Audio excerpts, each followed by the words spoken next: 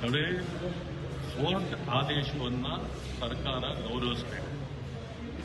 ಆ ಕಾರಣದಿಂದ ಬಹು ಕಾಲದಿಂದ ಬೆಂಗಳೂರಿನ ಪ್ರಜೆಗಳು ಚುನಾವಣೆ ಆಗಬೇಕು ಅನ್ನೋ ಕಾತುರದಲ್ಲಿ ಇದ್ದಾರೆ.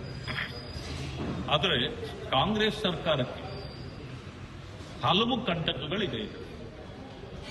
ಮೊದಲನೆಯದು ಅಭಿವೃದ್ಧಿ ಶೂನ್ಯ, ಎರಡನೆಯದು ಮಳೆ ಬಂದರೆ ಓಟ್ಗಳಲ್ಲಿ ಓಡಾಡಬೇಕು, ಮೂರನೇದು ಗುಂಡಿ ಬಿದ್ದ ಬೆಂಗಳೂರು, ಭ್ರಷ್ಟಾಚಾರ, ಕಸ, ಅನೇಕ ವಿಚಾರಗಳು ಹೀಗೆ ಅವರನ್ನು ಕಾಡ್ತಾ ಇವೆ.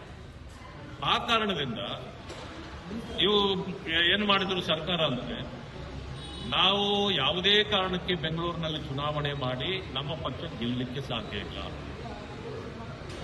5 ತುಂಡುಗಳಾಗಿ ಮಾಡಿಬಿಟ್ರೆ ಯಾವುದೋ ಒಂದೆರಡಾದ್ರೂ ನಾವು ಗೆದ್ರೆ ನಾವು ನಮ್ಮದು ಕೂಡ ರೆಪ್ರೆಸೆಂಟೇಷನ್ ಇದೆ ಅಂತೇಳಿ ಹೇಳ್ಕೊಳ್ಬಹುದಲ್ಲ ಅನ್ನೋ ಕಾರಣಕ್ಕೆ ಕೆಂಪೇಗೌಡರ ನಾಡನ್ನ 5 ತುಂಡುಗಳು ಮಾಡಿದ್ರು. ಚುನಾವಣೆಗೆ ಈಗಲೂ ಹೋದ್ರು ಒಂದು ಗೆಲ್ಲೋದು ಕಷ್ಟ ಇದೆ, ಒಂದನ್ನಾದ್ರೂ ಗೆಲ್ಲಬಹುದಾಗಿತ್ತು, ಅದು ಕಷ್ಟ ಇದೆ ಅಂತ ಈಗ ಅನಿಸಿದ ಮೇಲೆ ಹೋಗ್ಲಿ ಈಗ 2 ಮಾಡೋಣ ಅಂತೇಳಿ ಈಗ ಮತ್ತೆ ಅವರದ್ದು ಮರುಚಿಂತನೆ ನಡೆದಿದೆ ಅಂತ ಗೊತ್ತಾಗಿತ್ತು. ಈ ಮಧ್ಯದಲ್ಲಿ ಚುನಾವಣೆಗೆ ಹೋದ್ರೆ ನಾವು ಗೆಲ್ಲಲ್ಲ ಅನ್ನೋ ಕಾರಣಕ್ಕೆ SIR ಅನ್ನ ಮುಂದಿಟ್ಕೊಂಡು ಈಗ ಚುನಾವಣೆಯನ್ನ ಮುಂದೂಡ್ರಿ ಅಂತೇಳಿ ಹೋಗಿದೆ. ಸುಪ್ರೀಂ ಕೋರ್ಟ್ ಮತ್ತೆ ವಾಪಸ್ ಬಂದು ನಮ್ಮನ್ನ ಸಮಯ ಕೇಳಬೇಡಿ ಅಂತೇಳಿ ಆದೇಶ ಕೊಟ್ಟಿದ್ರು ಕೂಡ ಮತ್ತೆ ಮರುಪರಿಶೀಲನಾ ಅರ್ಜಿಯನ್ನ ಸರ್ಕಾರ ಹಾಕಿದೆ ಅಂತೇಳಿ ನಾನು ಕೇಳ್ಪಟ್ಟಿದ್ದೇನೆ. ನನಗೆ ಅನಿಸ್ತಕ್ಕಂಥದ್ದು, ನೀವು SIRಗೆನೆ ಕೋಪರೇಟ್ ಮಾಡಿಲ್ಲ. SIR ಏನೋ ಮತದಾರರ ಹಕ್ಕುಗಳನ್ನು ಕಿತ್ಕೊಳ್ಳುವಂತದ್ದು ಅಂತ ಹೇಳಿದ್ರು. ಯಾಕೆ ಕಿತ್ಕೊಳ್ತಾರೆ? ನನ್ನ ಮತ ನನ್ನ ಹಕ್ಕು ಅದು ಇರ್ತದೆ. ಆದರೆ ಯಾರು ಈ 2002 ಅಥವಾ 8ರಲ್ಲಿ SIR ಮಾಡಿದ್ದು, ಆ ಮಧ್ಯದಲ್ಲಿ ಯಾರು ನಮ್ಮನ್ನು ಅಗಲಿ ಹೋಗಿದ್ದಾರೆ ಅವರ ಮತಗಳನ್ನ ಹೇಗೆ ಪಟ್ಟಿಯಲ್ಲಿ ಇಡ್ಲಿಕ್ಕೆ ಸಾಧ್ಯ? ತೆಗಿಲೇಬೇಕಾಗಿದೆ. ಅದಾದ ನಂತರ ಯಾರು ಹೊರಗಡೆಯಿಂದ ಬಂದು ತಮ್ಮ ಪಟ್ಟಿಯಲ್ಲಿ ಸೇರ್ಕೊಂಡಿದ್ದಾರೆ ಅಂತವರಿಗೆ ಆಧಾರ ರಹಿತವಾಗಿ ಸೇರಿದ್ರೆ ಅದನ್ನ ನಾವು ತೆಗೆಸಬೇಕಾಗುತ್ತೆ. ಯಾರು ಒರಿಜಿನಲಿ ಈ ಪ್ರಾಂತ್ಯದವರು, ಇಲ್ಲಿ ಹಕ್ಕುದಾರರು, ಅವರ ಹಕ್ಕುಗಳನ್ನ ಯಾರೂ ಕಿತ್ಕೊಳ್ಳಿಕ್ಕೆ ಸಾಧ್ಯ ಇಲ್ಲ. ಆ ಕಾರಣದಿಂದ ಅವರು ಸಹಕಾರ ಕೊಡಬೇಕು. ಮೂರನೇದಾಗಿ SIR ವಿಚಾರದಲ್ಲಿ ಗುಂಪು ಸೇರಿ ಒಂದೇ ಕಡೆ ಮಾಡ್ತಿದ್ರು. ಅದನ್ನು ನಾವು ಕೇಂದ್ರ ಚುನಾವಣಾ ಆಯೋಗ ಮತ್ತು ರಾಜ್ಯ ಚುನಾವಣಾ ಆಯೋಗದ ಗಮನಕ್ಕೂ ಕೂಡ ತಂದಿದ್ವಿ. ತಂದ ನಂತರ ಈಗ ತೀರ್ಮಾನ ಆಗಿದೆ, ಎಲ್ಲೂ ಕೂಡ ಆ ರೀತಿ ಗುಂಪು ಗುಂಪಾಗಿ ಮಾಡ್ತಕ್ಕಂಥದ್ದು ಕಾನೂನು ಬಾಹಿರ ಮಾಡಬಾರದು. ಒಂದು. ಎರಡನೇ ವಿಚಾರ ಏನಂತಂದ್ರೆ, ನೀವು ಯಾರೇ ಮಾಡಿದ್ರು BLOಗಳು ಮನೆ ಮನೆಗೆ ಹೋಗಲೇಬೇಕು. BLA2ಗಳು ಕೂಡ ಅಷ್ಟೇನೆ, ಅವರ ಸಂಪರ್ಕದಲ್ಲಿದ್ದು ಅದನ್ನ SIR ಅನ್ನ ಮಾಡಬೇಕು. ಒಂದು ಸಮಯ ಯಾರು ಹೋಗದೆ ಮಾಡಿದ್ರೆ ಅದು ತಿರಸ್ಕಾರಕ್ಕೆ ಒಳಗಾಗುತ್ತೆ. ಯಾಕಂತಂದ್ರೆ ಅದಕ್ಕೆ ಕಾನೂನುಬದ್ಧವಾಗಿ ನೀವು ಪುರಾವೆಗಳನ್ನು ಒದಗಿಸಲಿಲ್ಲ ಅಂದ್ರೆ ನಿಮ್ಮ ಮತ ಪಟ್ಟಿಯಲ್ಲಿ ಬರಲಿಕ್ಕೆ ಸಾಧ್ಯ ಇಲ್ಲ. ಇದನ್ನ ಸ್ಪಷ್ಟವಾಗಿ ಈಗ ರಾಷ್ಟ್ರೀಯ ಚುನಾವಣಾ ಆಯೋಗ ಈಗ ಸ್ಪಷ್ಟ ಮಾಡಿದೆ.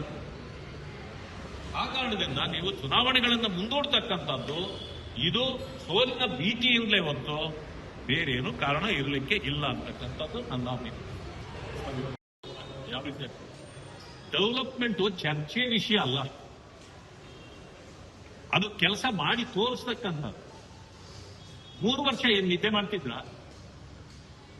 ಬೆಂಗಳೂರಿನ ಉಸ್ತುವಾರಿ ಸಚಿವರು ಯಾರಿದ್ರು? ಸಿದ್ದರಾಮಯ್ಯ ಇದ್ರ? ಇಲ್ಲ ರಾಹುಲ್ ಗಾಂಧಿ ಅವರಿದ್ರ? ಮುಖ್ಯಮಂತ್ರಿಗಳೇ ಇದ್ದಿದ್ದಲ್ವಾ? ಹಾಗಿದ್ರೆ ಆವತ್ತು ನಿಮಗೆ ಬೆಂಗಳೂರು ಕಾಣ್ತಾ ಇರ್ಲಿಲ್ವಾ?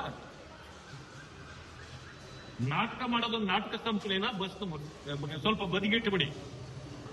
ಇದು ನಾಟಕ ಕಂಪನಿ ಕೆಲಸ ನಡೆಯೋದಿಲ್ಲ ಬೆಂಗಳೂರಿಗೆ. ಇಲ್ಲಿ ಮಾಡಬೇಕಾಗಿದ್ದು ಅಭಿವೃದ್ಧಿ. ಮಳೆ ಈ ಸಾರಿ ತಮ್ಮ ಕಾಲ್ಗುಣ ಏನೋ ಗೊತ್ತಿಲ್ಲ, ಮಳೆ ಬಹಳ ದುಬಾರಿ ಆದಂತ ಪರಿಸ್ಥಿತಿ ಇದೆ. ಮಳೆಗಾಲದಲ್ಲೂ ಮಳೆ ಬರ್ತಾ ಇಲ್ಲ. ಕಾರಣ ಏನು ಅನ್ನೋದು ಈಗಲೇ ಹೇಳೋದು ಬೇಡ. ಒಂದು ಸಮಯ ಮಳೆ ಬಂದ್ರೆ ನಮಗೆ ಬೋಟ್ಗಳು ಕೊಡಿಸಿ ಅಂತ ಯಾರು ಕೇಳೋದು ಬೇಡ ತಮ್ಮನ್ನ, ಯಾಕಂದ್ರೆ ಕಾಸ್ಟ್ಲಿ ಅಫೇರ್ ಆಗತ್ತೆ. ಈಗಲೇ ಎಲ್ಲೆಲ್ಲಿ ಬಾಟಲ್ ನೆಕ್ಸ್ ಇದೆ, ಎಲ್ಲೆಲ್ಲಿ ಡೆಬ್ರಿಸ್ ಇದೆ, ಎಲ್ಲಿ ಕಸ ಬಿದ್ದಿದೆ, ಚರಂಡಿ ಅಥವಾ ಚರಂಡಿಗಳಲ್ಲಿ ಎಲ್ಲಿ ಕಸ ಬಿದ್ದಿದೆ ಅದನ್ನು ತೆರವುಗೊಳಿಸಿ ಸರಾಗವಾಗಿ ನೀರುಗಳನ್ನು ಹೋಗುವಂತದ್ದು ವ್ಯವಸ್ಥೆ ಮಾಡಿಸಿ.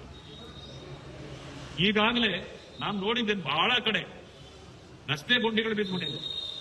3,000 4,000ಕ್ಕೆ ಗುಂಡಿ ಮುಚ್ಚುತ್ತಾ ಇದ್ದದ್ದು ಪಾಪ ಒಂದೊಂದು ಲಕ್ಷ ರೂಪಾಯಿ ಖರ್ಚು ಮಾಡಿ ಗುಂಡಿ ಮುಚ್ಚೋ ಪರಿಸ್ಥಿತಿ ಬಂದಿತ್ತು ಕಳೆದ ಬಾರಿ. ಇದನ್ನ ಅತಿ ಹೆಚ್ಚು ಭ್ರಷ್ಟಾಚಾರ ಅನ್ನೋ ಮಾತುಗಳನ್ನ ಜನ ಮಾತಾಡ್ತಿದ್ರು. ಅದು ಎನ್ಕ್ವೈರಿ ಆಗ್ಬೇಕಾಗಿತ್ತು, ಇದುವರೆಗೂ ಮಾಡ್ತಿಲ್ಲ. ಆ ಕಾಲದಲ್ಲಿ ಮಾನ್ಯ ಮುಖ್ಯಮಂತ್ರಿಗಳಾಗಿ ಸಿದ್ದರಾಮಯ್ಯನವರಿದ್ರು. ಈಗ ತಾವು ಬಂದಿದ್ದೀರಿ, ಅದನ್ನು ಎನ್ಕ್ವೈರಿ ಮಾಡಿಸಿ ಯಾಕೆ ಆಯ್ತು ಅನ್ನೋದನ್ನ ಜನರಿಗೆ ತಿಳಿಸಿ. 1 ಲಕ್ಷ ರೂಪಾಯಿ ಒಂದು ಗುಂಡಿ ಮುಚ್ಚಲಿಕ್ಕೆ. ಏನು ಹಳ್ಳಿ ಕಡೆ ಆಗಿದ್ದಿದ್ರೆ ಬಾವಿ ತೆಗೆದು ನೀರೇ ಕೊಟ್ಬಿಡೋದು ಹೊಲಕ್ಕೆ. 1 ಲಕ್ಷ ರೂಪಾಯಿ ಇದ್ರೆ ಒಂದು ಬಾವಿ ತೆಗೆದು ನೀರು ಕೊಟ್ಬಿಡೋದು. ಆದ್ರೆ ಅಂತಂತ ಗುಂಡಿಗಳು ನಿಮ್ ಕಾಲದಲ್ಲಿ ಬಿದ್ದಿತ್ತು 1 ಲಕ್ಷ ರೂಪಾಯಿದ ಗುಂಡಿ ಅಂತಂದ್ರೆ ಎಂತ ಗುಂಡಿ ಸರ್ಕಾರವೋ ನಮಗೂ ಅರ್ಥ ಆಗಲ್ಲ. ಈಗ ಮತ್ತೆ ಗುಂಡಿಗಳು ಬೇಕಾದಷ್ಟು ಬಿದ್ದಿದೆ. ಆ ಗುಂಡಿ ಮುಚ್ಚೋ ಕೆಲಸ ಮಾಡ್ಸಿರಿ. ಟ್ರಾಫಿಕ್ ಸಮಸ್ಯೆ ಬಹಳ ಆಗಿದೆ ಬೆಂಗಳೂರಿನಲ್ಲಿ. ಇವೆಲ್ಲದರ ಬಗ್ಗೆ ಗಮನ ಕೊಡ್ರಿ. ಆದ್ರೆ ಕಾಂಗ್ರೆಸ್ ಸರ್ಕಾರ ನಾನು ನೋಡ್ತಾ ಇದ್ದೀನಿ, ಅದು ಬೆಂಗಳೂರು ಸರ್ಕಾರ ಆಗಿ ಕಾಣ್ತಾ ಇದೆ. ಬರೀ ಬೆಂಗಳೂರಿಗೆ ಸೀಮಿತ ಆಗಬಾರದು ಸರ್ಕಾರ, ಇಡೀ ರಾಜ್ಯ ನಮ್ಮ ಜವಾಬ್ದಾರಿ ಅಂತಕ್ಕಂಥದ್ದನ್ನ ಗಮನದಲ್ಲಿಟ್ಕೊಂಡು ಕೆಲಸ ಮಾಡಲಿ ಅಂತ ಹೇಳಿ ನಾನು ಆಗ್ರಹ ಪಡಿಸ್ತೇನೆ. ಶಾಶ್ವತವಾಗಿ ಪ್ರಮಾಣ ಪತ್ರ ಕೊಡ್ಲಿಕ್ಕೆ ಇವ್ರು ಶಾಶ್ವತವಾಗಿ ಇವ್ರು ಕೊಡ್ಲಿಕ್ಕೆ ಬರಲ್ಲ. ಅದನ್ನೇ ಸಿಟಿಜನ್ಸ್ ಇಪ್ಪತ್ತು. ಈಗ ಇಲ್ಲಿ 10 ವರ್ಷದಿಂದ ಇದ್ದಾರೆ, 5 ವರ್ಷದಿಂದ ಇದ್ದಾರೆ ಅಂತೇಳಿ ಪ್ರಮಾಣ ಪತ್ರ ಅದು ಶಾಶ್ವತ ಅಲ್ಲ. ಅದು ಟೆಂಪರರಿ ಡೊಮಿಷಿಯಲ್ ಸರ್ಟಿಫಿಕೇಟ್. ಅದು ಇಲ್ಲಿ ವಾಸವಾಗಿದ್ರು ಅವ್ರು ಮತ್ತೆ ಎಲ್ಲೋ ಹೋಗ್ಬೋದು. ಆದ್ರೆ ಶಾಶ್ವತ ಅಂತಂದ್ರೆ ದಟ್ ಇಸ್ ಕಾಲ್ಡ್ ಸಿಟಿಜನ್ ಪೌರತ್ವ. ಅದು ಇವ್ರಿಗೆ ಬರೋದಿಲ್ಲ. ಆ ರೀತಿ ತಪ್ಪು ಮಾಡಿ ನಿಮ್ಮ ರಾಜ್ಯ ಸರ್ಕಾರವನ್ನ ನಾವು ಕೇಂದ್ರ ಸರ್ಕಾರ ಅನ್ಕೊಂಡು ತಿಳ್ಕೊಳ್ಳೋದಿಲ್ಲ.